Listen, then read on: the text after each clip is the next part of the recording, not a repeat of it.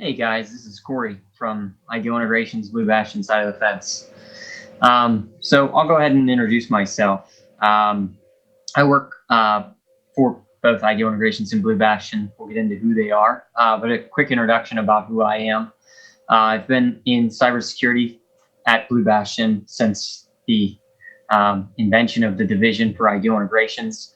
Um, I've been in cybersecurity a little bit longer than that. I did pen testing and things of that nature for quite some time before that. I've been with Ideal Integrations as a whole for 8 years, ballpark now. So who is Ideal Integrations? What's Blue Bastion? What's the difference? So Ideal Integrations is a systems integrator of a cloud provider, an MSP.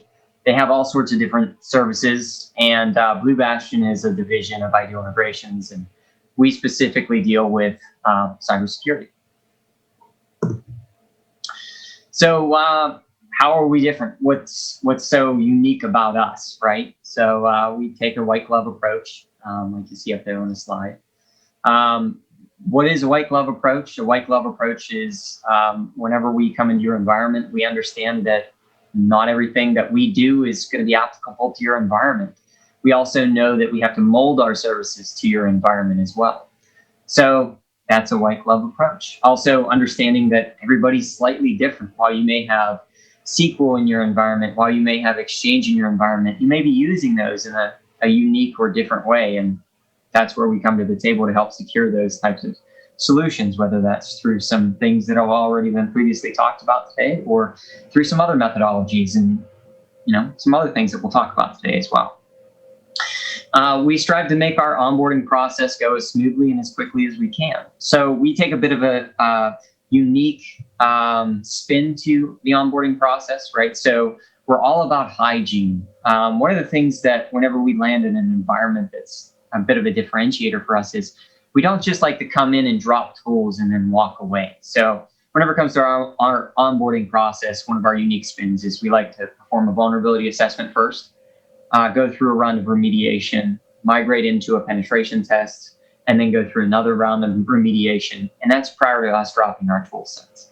So one of the big reasons for that is to showcase where you guys are at as it pertains to your environment prior to us doing anything in your environment. So that's very, very important, right? For both sides of the fence. It helps us understand your environment better coming in as a provider. So maybe we'll uncover some things that really, from our perspective and previous knowledge, it'll help us focus on things. Also, we don't walk away after your onboarding. We follow it up with QBRs, quarterly business reviews. So obviously, we're talking throughout and delivering reports and things of that nature. But our QBRs, what we really like to understand is you as the client. What's the good, what's the bad, and what's the ugly?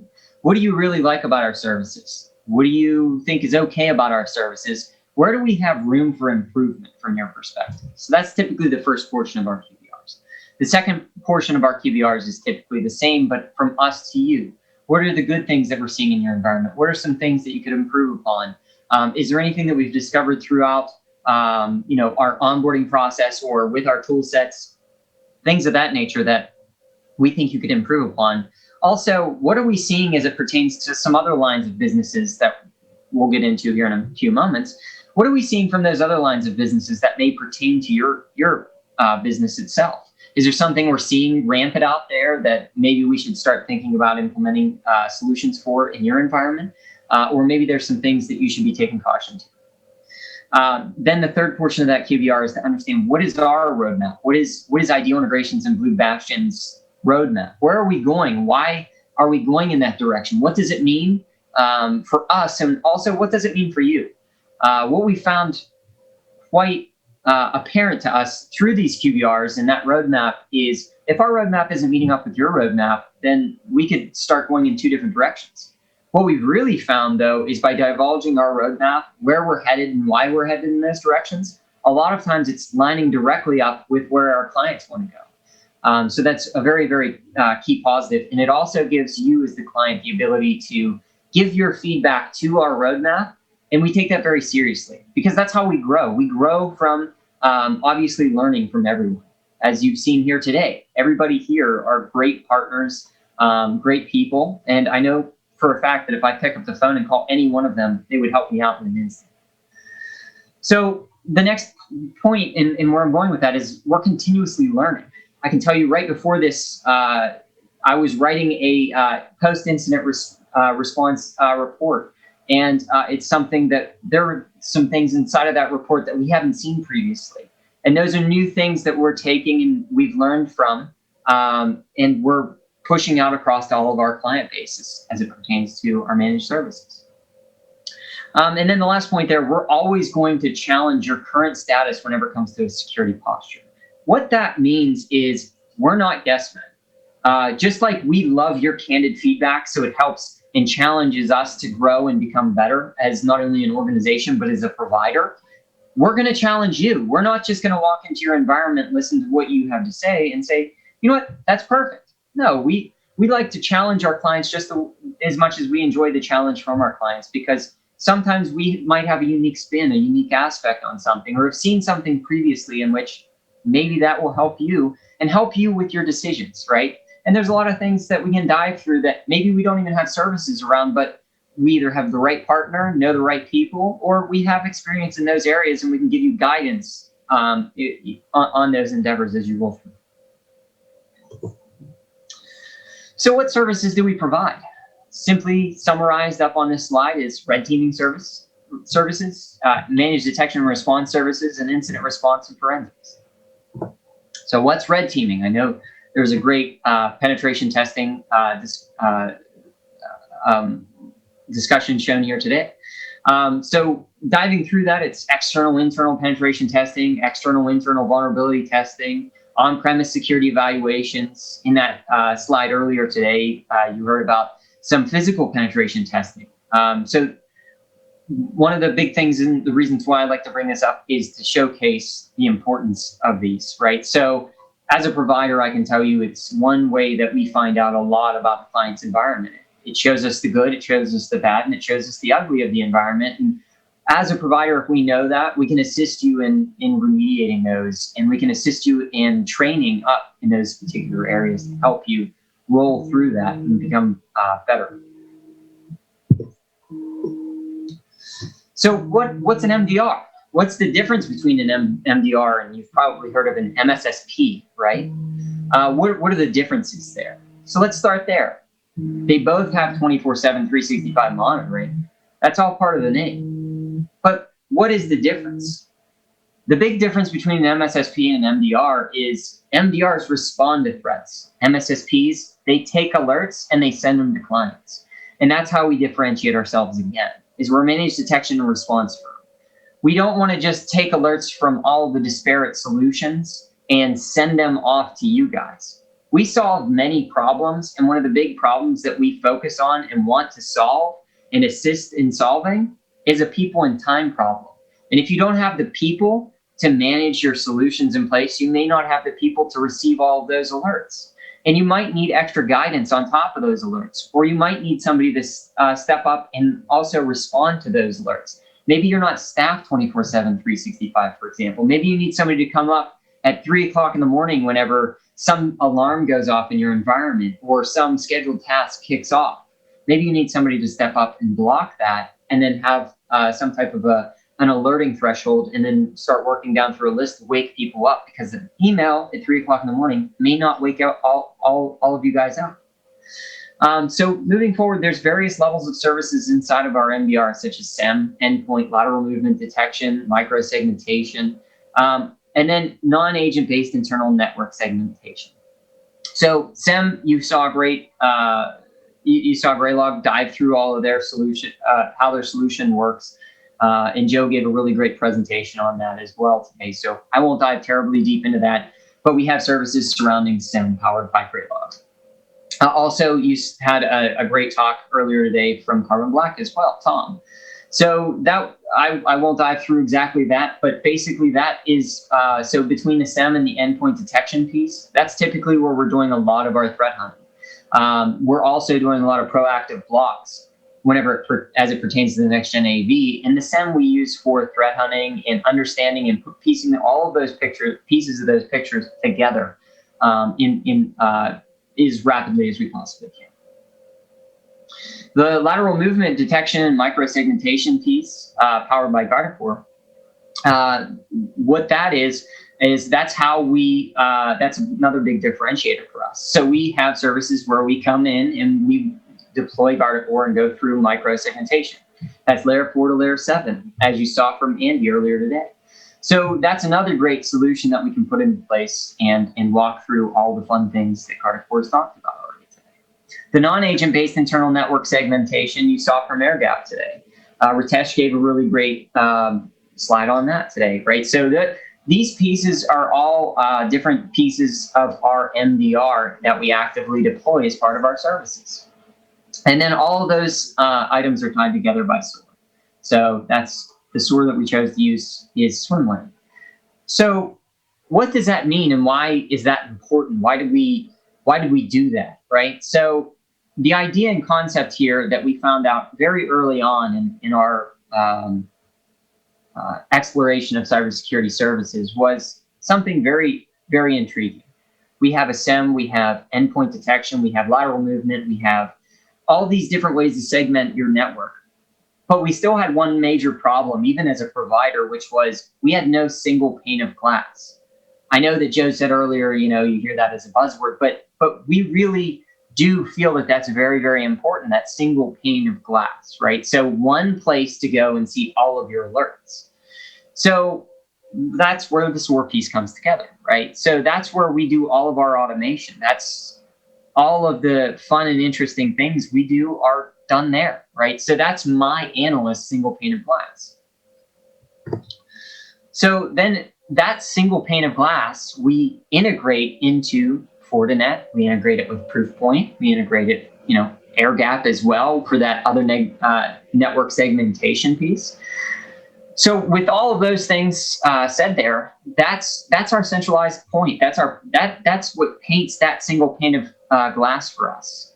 That's where all of our alerts are going to flow into. We're going to take them. We're going to push them out for all of our threat intelligence feeds. We're going to enrich all of our alerts, and then we're going to make decisions based upon different playbooks inside of that solution. So that's how I make my team more agile, more effective, and more efficient, right? So that's one big piece of the puzzle for us. And that's a major talking point for us because of the power of that solution, right?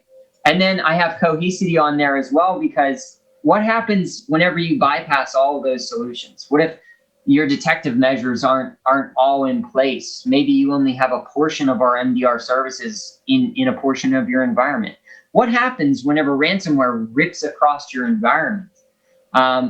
We were just involved in something where a malware strain known as malware Bussard. It goes from malware Bussard all the way through to Ryuk in about 5 hours in an environment, fully encrypting the environment, by the way, in less than 5 hours, from phishing email being clicked to fully encrypted 5 hours.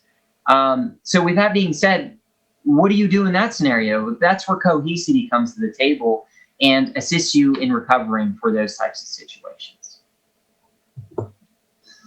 So next piece there is incident response, right? So what happens whenever stuff hits the fan, for lack of a better way to say it, right? Incident response is what happens. So you have an active threat, and what is incident response is you have an active threat that you need assistance with. You have something in your environment, and you need it to be contained and eradicated. Quite simply, right? So you have some malicious entity in your environment, either stealing information, performing reconnaissance, trying to find its way through your network, or it's already made its way through your network, and they know everything about your network, and now they're going to drop ransomware. So that's what incident response, that's where that piece comes to the table. And then a little bit of a delineation. Forensics is part of incident response, but forensics is also kind of separate, right? Forensics, and what is forensics and why is it a little bit different than incident response is forensics is when you need answers to questions regarding if something happened, or not, or who, what, when, where, why, right? So, as part of that incident response, we had found a machine in their environment that still looked like it may have been compromised. So the question was it compromised? Yes or no? What was that entity doing on that particular machine once we landed in the environment and discovered it? How long has it been there? Those are the types of questions that forensics is there to answer. Is the who's, the what's, the when's, the where's, the why's. So why lean on a partner, right? So whenever you start to look at cybersecurity, and you may have noticed through all of these talks here today, there's a lot of different great products out there. There's a lot of great partners out there, right? Like Schneider Downs and Henderson Brothers, who I have up here. There's an array of different products out there, like you've seen today from Graylog, Carbon Black, Fortinet, all of the people that you've seen throughout my slides and throughout the day. Why would you want to lean on a partner? Well, what we've learned as a cybersecurity services provider, we don't even solve all the problems, right? So there are so many problems whenever it comes to cybersecurity that it's not just a single person that you can go to solve all of those problems.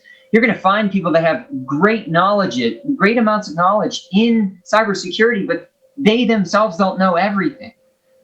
So that's why partners are great places to go to find out, like Henderson Brothers talking through cyber liability insurance. I can tell you 100% for sure, I am not the best person to talk about cyber liability to. I can talk through technical details, but that is where my limitations come to the table. I happily say that, right? So Schneider Downs is another great example of a great partner where it comes to GRC in some of the other services that they've talked about today, incident response, forensics, penetration testing, right? So with that being said, that's why you lean on a partner. You might have a great cyber liability team. You might have, maybe you don't have that. Maybe you have a great cybersecurity team in-house. But there's always going to be holes. And one great thing about partners is we have a large amount of varying clients, and we see a lot of different things that happen across all of them. And that's really the value of a partner, is what's happening across your client set, right? Everything that I learned in that incident response, that post-incident response analysis that we did, we're taking all of those indicators and we're actively pushing them across all of our clients and hunting for those indicators to see, has this happened? And then putting more indicators in place so that moving forward, we have all of these indicators in place in case one of those phishing campaigns come to their doorsteps. That is the value of a partner. So why does this all matter? We strive to take everything that we learned during incident response, like I just said, and pivot to all of our clients and hunt for the threat against their environments. We take everything we learned during incident response and apply it to penetration testing moving forward, right? So you heard about purple teaming earlier today. So that's where that value starts to come to the table, is we have all of these different solutions in-house. And one thing that I am truly happy to say is we learn from all of it. We're always constantly learning, and that goes back to one of my other bullet points that we talked about earlier. Always continuously learning, continuously researching, and that is key to cybersecurity. What was yesterday may not be tomorrow. What was yesterday may be tomorrow. We're seeing exploits that happened in the 90s coming back to haunt us today, but we're also seeing brand new 0 days that didn't exist today happening tomorrow. So there's many things that are always happening. And as you saw today, there are threat groups that are making tons of money from this. So what is the best thing you can do? The best thing you can do is take everything you learn and apply it. And that's what that is why it all matters, is if you're not taking the things that you're learning and constantly applying them, that becomes a problem. So we take new exploits learned during pen testing, we apply them to our pen testing team, we take them from our pen test team, we apply them to incident response, we apply them to our MDR. Things we see in the MDR, we apply to our pen testing team and our incident response team. And then everything we learned during incident response, we apply all the way across the board. back the other way, right? So the importance of that is to understand what are actual attackers doing out there. What exploits are they using? Why is that important? Because whenever we're called in for incident response, we need to know that. We have to understand what are the things that they're going to be doing in your environment. What are possible detective measures that we might have in the environment that we can suss those out and find those very rapidly?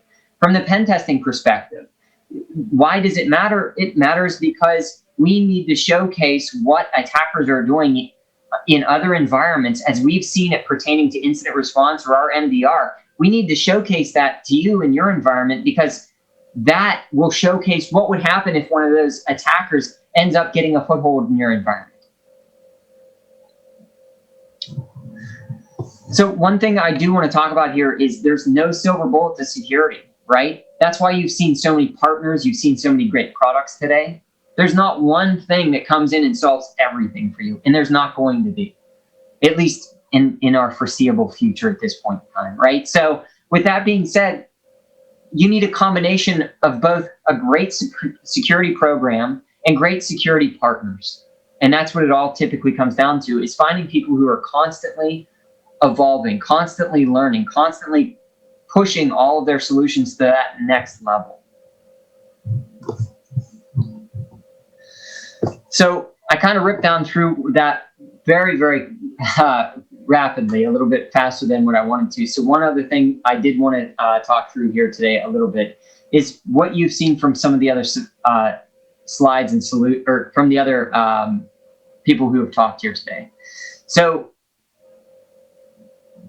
as you've seen here today, through the different presentations of tools and solutions, you'll see that there's absolutely value in having great partners, and many different reasons for having good tool sets, partners, people, resources. Great partners are always willing to hop in and help, and they're always there to help to provide you with expertise in the areas in which you may not have expertise, right? So that's definitely one thing that I want to kind of stress today is partners have varying degrees of expertise in varying different places, right? So like I said earlier, I could pick up my phone and I could call any number of the people that have presented today, and I know that they'll not only answer, but they'll be the right person for the question that I have. If I have a cyber liability question, I kind of chuckle right now because I'm going to call Pete Horn and I'm going to say, hey, Pete, I need this question answered. And he's going to give me the answer, or he's going to say, hey, you know what, Corey, I can go back and get that answer for you very, very quickly. And that is the value of partners. I mean, these are all partners of ours, right? So that's why I stress that. Knowing that you have those capabilities to pick up the phone and call somebody that has expertise in an area in which you have a question or a question was posed to you, the value of that is incredible. So with that being said, that was one of the big last things that I definitely wanted to stress there was, you want to have great partners, great relationships, and those things can absolutely help you in a lot of these cyber security situations. So with that being said, I definitely want to say, I thank all of the people for giving their presentations today and taking time out of their day and showcasing their expertise in their areas as well. And I thank all of you guys for joining in on this presentation, and I hope you have a great day.